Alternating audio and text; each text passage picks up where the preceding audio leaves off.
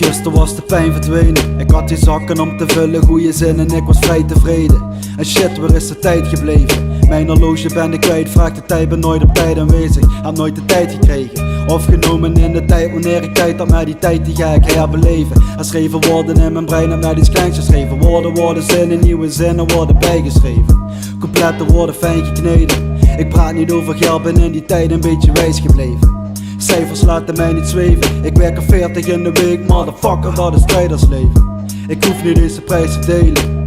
Als ik op mijn plek zit, wat denk je wordt erbij getekend? Feiten zijn om vrij te geven, laat me even een kijkje nemen. Wat mij in die lange tijd nog eigenlijk is bijgebleven.